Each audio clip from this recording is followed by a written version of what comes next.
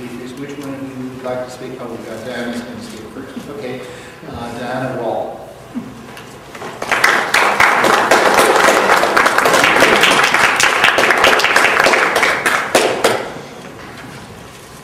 Thank you so much, Ken, for that kind introduction and for the handout that you gave to everybody about our backgrounds. I also want to thank everybody for coming on this sort of dreary day. At least we are inside, we're not an outdoor event. As we all know, there's been an enormous growth of interest in the study of the Dutch colony of New Netherland over the last few decades.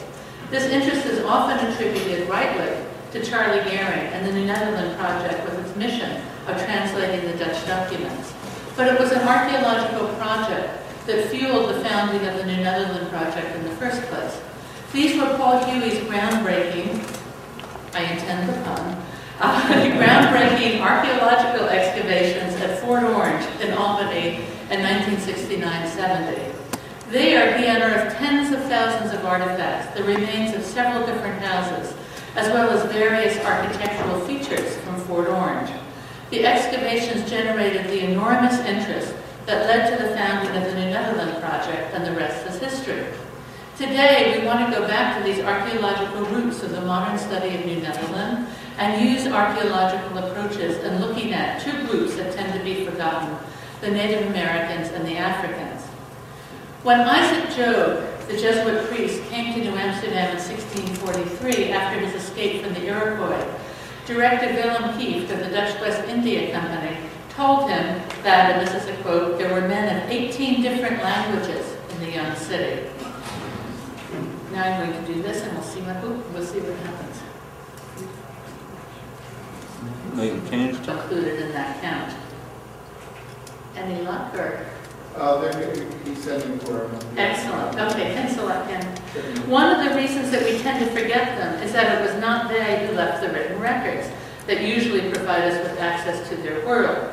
They appear in those records through a glass darkly, only in supporting roles, through the eyes of their European contemporaries, and never on center stage. But one of the ways we can find out more about them is through archaeological study. And today we're going to talk about some of the things that archaeology has revealed about these groups. I'm going to begin by talking about the enslaved Africans in New Amsterdam, then Anne-Marie will take over and discuss the Native Americans. It's only by constructing narratives of all three of the groups of people who lived in New Netherland, the Europeans, the Africans, and the Native Americans, that we can really understand that part of our history. I would take a couple-minute break. Okay. Oh, hey. What happened? What did you do? I don't know. This would be, let me just see if I do this. Oh, there we go. Okay. Okay, this is the slide now this is working also. Excellent. This is the slide to talk about the 18 different languages, the idea that we tend to forget the people in, both the Africans and the Native Americans. Earlier this year, two major figures in New Netherland studies, author Russell Shorto and historian Joyce Goodfriend, separately noted that there was a huge lacuna in the field of New Netherland studies, the study of the Africans in the colony. We're fine, it seems. Ken? Yes. Okay. I too have been concerned that the Africans have been marginalized in the narrative of New Netherland. It's hard to find them in the records, and I felt that it might be possible to catch glimpses of them through archaeological study. Today, I want first to give a brief thumbnail history of the African presence in New Netherland to provide historical context for what's to follow, and second, to describe my search for them in the archaeological record, a search that is still ongoing and has met with some success. The African presence in the New Netherland area is almost as deep as that of the European. In fact, Jan Rodriguez, a free black who is described as a mulatto and is thought to have come from Santo Domingo in today's Dominican Republic, is the first non-Native American known to have lived in the area that became New Netherland. He arrived on one of the Dutch trading ships in 1613, before the colony had even been established, and stayed on when the ships left. More Africans began to arrive a few years after the European settlement, and they, like most, although not all, of their successors were enslaved. The majority of the captives who came before the 1640s, while the Netherlands was still at war with Spain, arrived fortuitously. They were seized from Portuguese ships by Dutch West India Company privateers.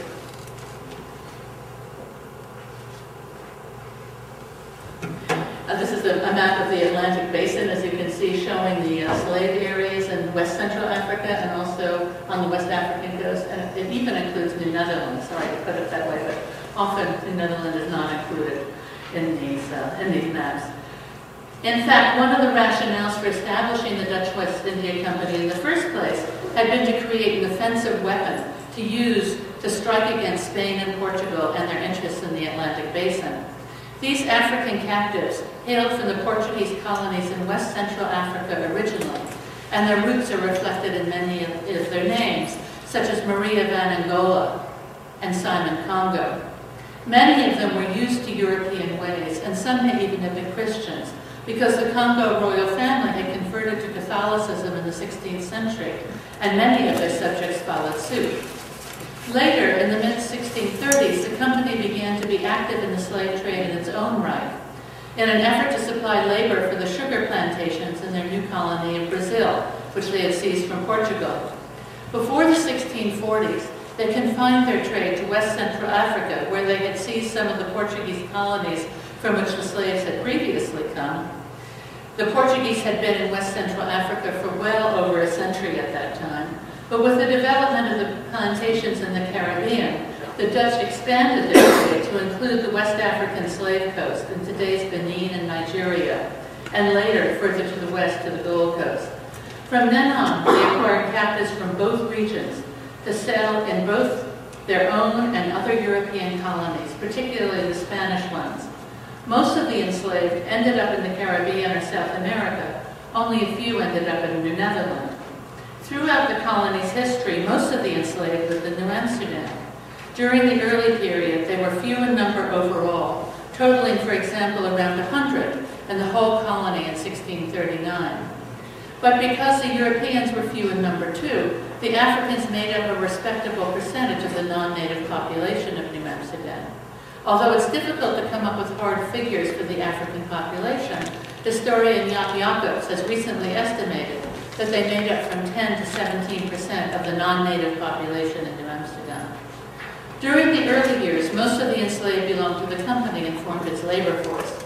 They worked under the eye of an overseer on various projects, such as building the fort, cutting timber and firewood, splitting rails for fences, clearing land, burning lime for mortar and plaster, and doing agricultural work, as well as working on the company's boweries or plantations on Manhattan Island.